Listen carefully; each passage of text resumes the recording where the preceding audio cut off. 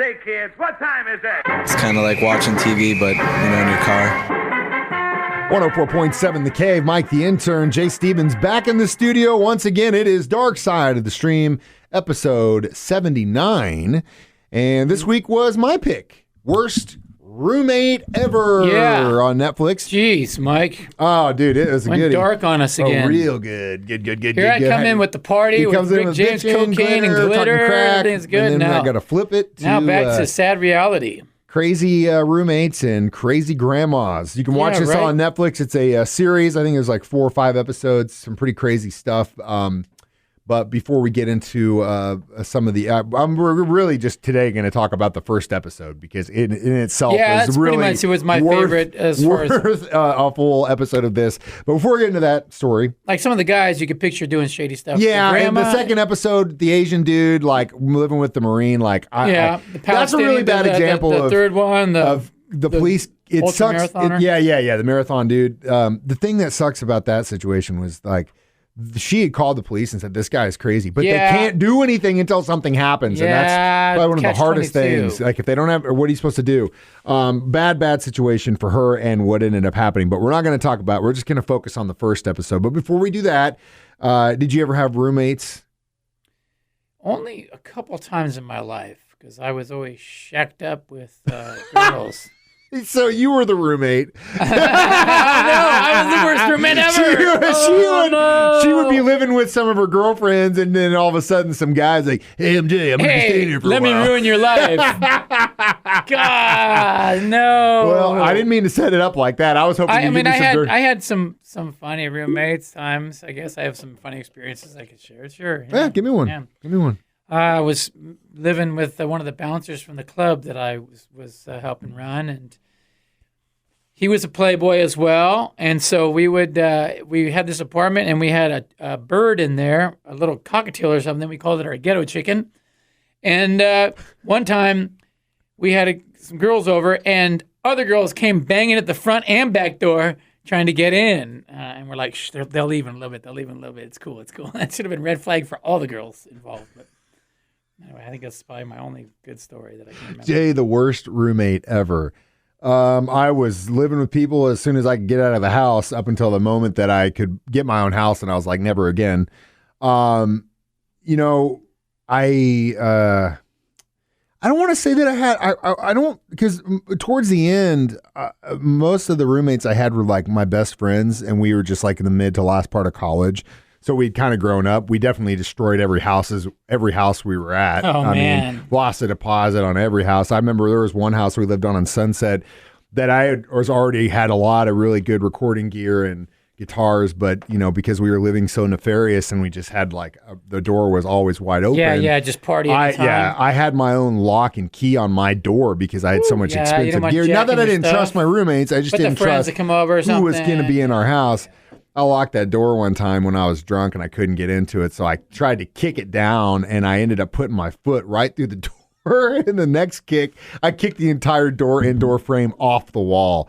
That was just one of the reasons why we lost the deposit on that house. We're discussing worst roommates ever or worst tenants ever. Dark Side of the Stream continues next on 104.7 The Cave.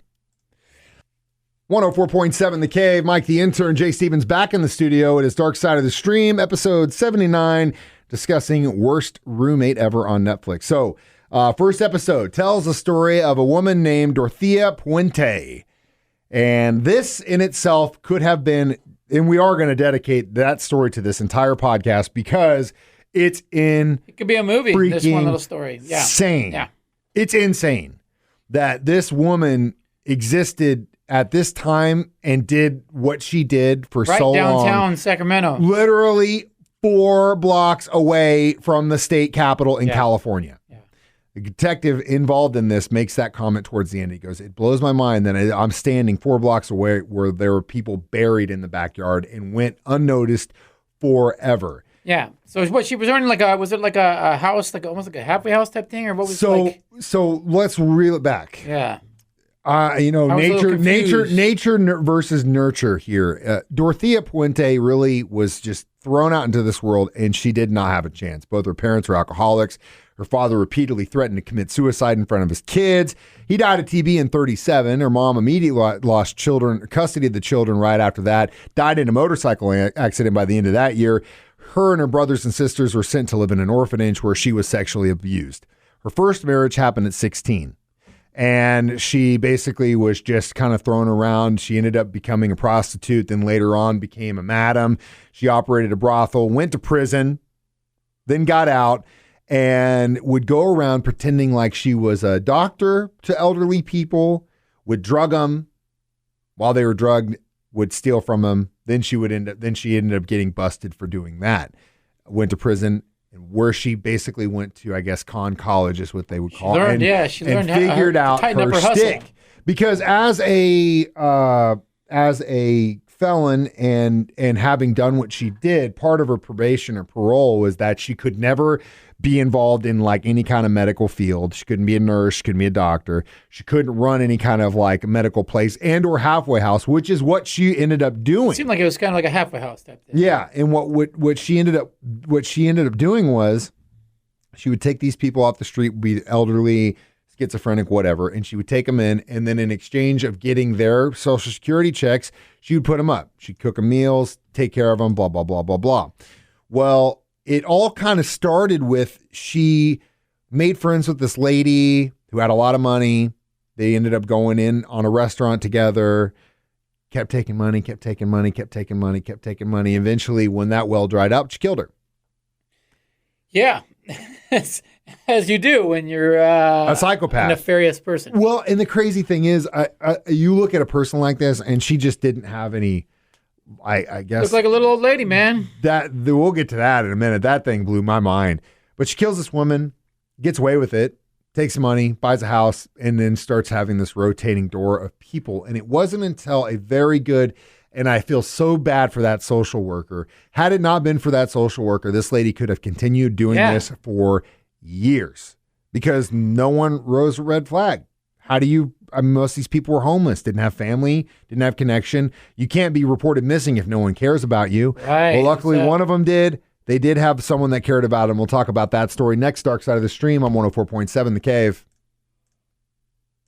104.7 The Cave. Mike the Intern, Jay Stevens back in the studio discussing Worst Roommate Ever on Netflix. The first episode is a story of Dorothea Puente, a.k.a. Dorothea Helen Gray, a.k.a. Death House Landlady, a.k.a. Sharon Johansson, a.k.a. I just could go down because she had so many. You got it, man, when you're running scams and hustles. You got to have multiple outs. Yeah, she basically has had, 9 murders with 6 unconfirmed. So inevitably she was convicted of 3 of the 9 murders, which ended up being found, well, with the exception of the lady she was a partner with, buried in her backyard. So you would think you wouldn't put them in your backyard, though, man, right? Like, but I mean, you're killing somebody. That's the crazy thing is how you do. I wouldn't know from personal experience, but from what I've heard in all these stories, dead bodies weigh a lot. Like you think you can chop them out piece by piece, like how Johnny Cash got that Cadillac. Or Garth Brooks. Where are the bodies buried, Garth? So she inevitably, I think, did exactly what you said. In a sense, she would chop them up to a point because they found in her house what they think is where she would prep the bodies, just carpets on top of carpets, and then just like all this fluid underneath, and it's just horrific. But what ended up happening was a social worker who was working with this man who was a schizophrenic, didn't really have any ties to his family.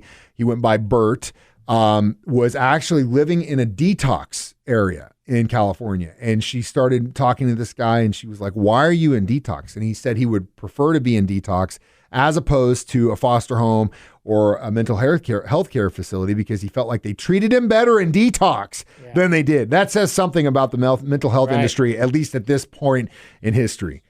So she hears about this woman named Dorothea who has a house, and they go over there, they take a look. She's got a box of kittens with her. She's feeding her, sells the whole story. She's a grandma. She takes care of these people. She asks Bert, you think this is cool? He's like, great, done.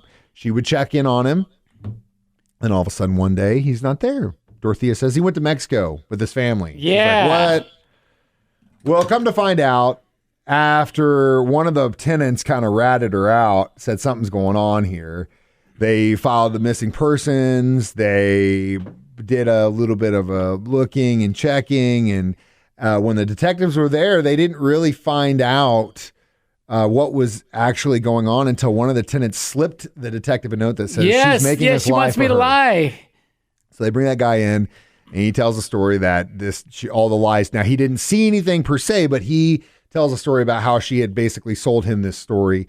And they go back, they dig, and they find the body. one body. But they can't charge her with murder because they don't know how that body could have been there before, right? You don't know. So she's allowed to go. She's allowed to stay there. They come back. They start digging again. They find another body. When they find that body, she goes, "Can I go get some coffee?" They let her go. He just dipped out. I just was like, I don't know how you. Yeah, I don't know that's how some you let her shoddy go. police work I would've there, said, right? I would have said no. Oh, but she was so good at selling her story that she was some quiet old lady that how could you argue that? Well, now you wouldn't. But at the time, dude, you know, they judged the book by its cover. She just took off on the lam She had and them went fooled out. too. Yeah. She was on the run for a while until they inevitably someone who had been watching the news caught her and knew where she was. She had been drinking at a bar. That's so crazy. And then they trailed her back to the hotel. They busted her. They ended up charging her with 9 murders, including the woman she was a partner with, and convicted her of 3. Some would say that's kind of a miscarriage of justice, but she ended up going to I'm prison sure for the there's rest of more her. than that, even really. You Who know, knows, dude? Because it's not like she was out there talking about it. right? The crazy thing about this is when you look at the pictures of her when she was busted, she looks like she was, 60 plus, 70 years old. She was 50. Yeah. She did her makeup in the style make of grandma. herself look older, right? She did all wore the clothes. Because grandmas look harmless. Because that's how that was her stick. Grandmas look harmless. God, what incredible. You don't hear about women serial killers very often. Dorothea Puente definitely takes the cake as top 3 in my opinion. We'll give it our body bag review next. Dark Side of the Stream on 104.7 The Cave. 104.7 The Cave. Mike the Intern, Jay Stevens back in the studio. One more time, Dark Side of the Stream. We want to be your roommate. We're talking worst roommate ever. More specific first It's on episode. Netflix. Watch it. Yeah, Yeah. I like the second one as well. And The second one's third crazy one, story. it's good. They definitely knocked it out of the park with the Good segment. Yeah, they definitely hooked you right out the gate. And Jay, we've come to find out that Jay was the worst roommate. Oh, I guess if you don't have a worst roommate, you were the worst roommate. I'm dating your roommate. Turns out I'm going to live here for a while. Yeah, oh gosh. Yeah, boy. Those were the days. Did you just bring like a night bag with you? Now just in on my case? own. That's a hoe bag. It's called a hoe bag. Is that your hoe bag? I still have a hoe bag I carry around with me. It's even got more stuff in it now. I have a more complicated lifestyle. He's a hoe bag. That's a hoe bag. I travel everywhere with my hoe bag because you never know where you're going to end up, man. Oh, I love that. That's so good. When you start seeing hoe bags online, Hoe this bag. dude gets 20%. Yeah, it's a you hoe better, bag. or we're coming after Have you room with for our everything attorneys. in there. Oh, man. Hoe bag. That's my. We want to be your roommate, guys. Now on Every my. time I see you come in with your bag, of That's stuff, my hoe bag. That's my hoe I'm bag. gonna Yes, say, it's got every protein That's his hoe powder. It's got bag. clothes. It's got change of clothes. It's got workout outfit. You never know, man. You never know if you're a little not bit going of to make it glitter, home one night. A little you bit know? of shaker glitter. You never know. I got everything portable. Oh my you know, God, dude, that's so everything good. is in the there. hoe bag. All right, Yeah. well, I love it. Hair So, how supplies. many hoe bags would you give this documentary? I'll give it this one a 3.5. Yeah, it was good. Good. It's another creepy story. It was but very creepy. Didn't reinvent the wheel. very, very creepy. I'd give it's it. good to I'd hear give it these about the stories. same. It's good to hear these stories. I was kind of like binging a bunch of Datelines I hadn't watched, and man, specifically watched one about a teacher who adopted these 2 children. One was 12 and one was in their early teens. When the 12-year-old had some behavioral problems, got caught running away, told the cops that mom was beating him. She went to jail for 5 months. Come to find out, the kid made it all up. Oh, man. He gets put back into the system, ends up in prison by the age of 15. His older brother, who also adopted, ended up killing her and putting an axe in her head. All That's she wanted to worst do was roommates ever. adopt these kids, give them a better life. Yeah, Instead of man. Getting killed. It's Crazy. crazy Anyway, times, that's not bro. what we're talking about. We're talking about worst roommate ever. I give it 3.5. Yep. And for another reason why I'll never have a roommate ever, other than my cat and dog. Yeah. I don't know. I don't think I could go back. Right now, I'm my own worst roommate. He is his own roommate. So it's Jay's pick next for our 80th episode of Dark Side of the Stream. What's it going to be? I've got a really good one, a really interesting pick. It's one of the only documentaries that I've watched that has a 1047 The Cave logo in it. Yeah, look at Mike's face. Yes. This documentary is, it's on a weird, if you don't want to pay for it, it's on Tubi, I think it is. Okay, it's Tubi.tv. free. It's free. Yeah. The Center of Nowhere is what it's called. The Center of Nowhere. And it is about the musical history of Springfield, Missouri. Hey, all right, good. Okay, cool. Center of Nowhere. So you're going to see a lot of familiar faces in it. You're going to see a lot of familiar places in it. And they got the Cave logo in there. And it's got Cave logo several times in this documentary. What are you talking about? Yeah, well, it's... Why did they interview us about it? Yeah. I guess There they you don't go. have to pay Boom. us. Jay dropping the mic, man. Well, hey, dropping the mic. Hey, Center of Nowhere creators, if you want to get us on there, come on. It's not too late for a sequel. Again, you can stream these online, 1047thecave.com, on our 104.7 The Cave app. This is Jay Stevens. I'm Mike the Intern saying we watch movies documentaries so you don't have to. It's Dark Side of the Stream on 104.7 The Cave.